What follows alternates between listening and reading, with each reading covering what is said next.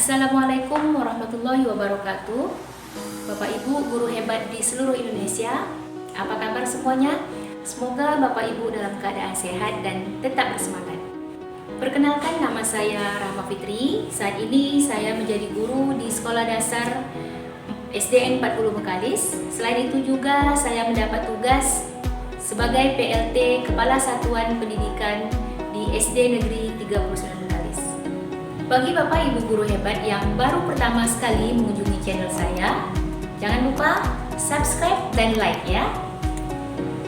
Terima kasih Bapak Ibu guru hebat yang sudah subscribe dan like video saya. Sudah tahukah Bapak Ibu bahwa ujian nasional saat ini diganti dengan asesmen nasional?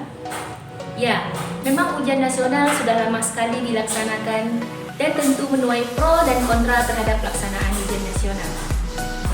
Asesmen nasional menjadi upaya dari pemerintah untuk memperbaiki kualitas pendidikan di Indonesia. Asesmen nasional bertujuan untuk menunjukkan apa yang seharusnya menjadi tujuan utama satuan pendidikan, yakni pengukuran kompetensi dan karakter murid. Asesmen nasional juga memberi gambaran tentang karakteristik esensial sebuah satuan pendidikan yang efektif untuk mencapai tujuan utama tersebut. Asesmen nasional dirancang tidak hanya sebagai pengganti ujian nasional dan ujian sekolah berstandar nasional, namun sebagai penanda perubahan paradigma tentang evaluasi pendidikan. Asesmen nasional terdiri dari asesmen kompetensi minimum, survei karakter, dan survei lingkungan belajar. Asesmen kompetensi minimum merupakan penilaian kompetensi mendasar yang diperlukan oleh semua murid untuk mampu mengembangkan kapasitas diri dan berpartisipasi positif pada masyarakat. Survei karakter adalah upaya untuk mengetahui kondisi ekosistem karakter para murid di sekolah terkait apakah azas-azas Pancasila benar-benar dirasakan para murid dalam interaksi di sekolah. Sedangkan survei lingkungan belajar adalah untuk mengetahui kualitas proses belajar mengajar serta suasana yang menunjang pembelajaran di sekolah. Survei ini dilaksanakan dalam rangka mengukur iklim belajar dan iklim satuan pendidikan. Agar durasi video ini tidak menjadi panjang, maka saya hanya akan membahas salah satu aspek dari asesmen nasional, yaitu asesmen kompetensi minimum. Sebelumnya kita sudah mengetahui asesmen kompetensi minimum itu apa, tetapi siapa yang menjadi target dari asesmen kompetensi minimum ini? Berbeda dengan ujian nasional yang hanya menyasar SMP dan SMA atau yang setara, pada AKM akan diikuti oleh seluruh satuan pendidikan tingkat dasar dan menengah di Indonesia.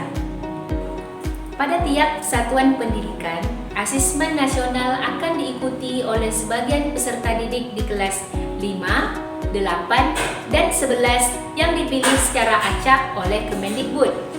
Asesmen nasional juga akan diikuti oleh seluruh guru dan kepala satuan pendidikan.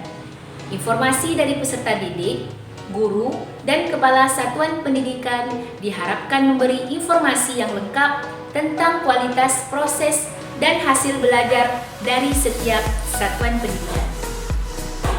Sebagai catatan, AKM tidak menentukan kelulusan siswa karena AKM tidak dilaksanakan di akhir jenjang satuan pendidikan. Pelaksanaan AKM secara daring maupun semi-daring. Hal ini mengingat bahwa tidak semua daerah dan sekolah memiliki sarana IT yang memadai. Asesmen nasional mengukur dua macam literasi, yaitu literasi membaca dan literasi matematika atau disebut dengan numerasi.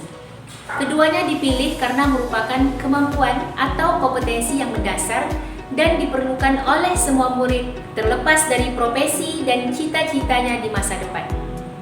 Literasi dan numerasi juga merupakan kompetensi yang perlu dikembangkan secara lintas mata pelajaran.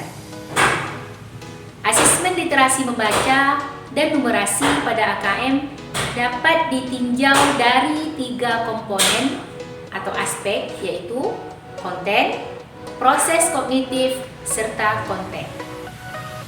Nah, sebelum sekolah Bapak Ibu mengikuti asesmen kompetensi minimum, ada sebaiknya Bapak Ibu telah mengikuti pelatihan yang diadakan oleh Kemendikbud melalui website ayogurubelajar.kemendikbud.go.id. Proses mendaftar menjadi peserta pun sangat mudah.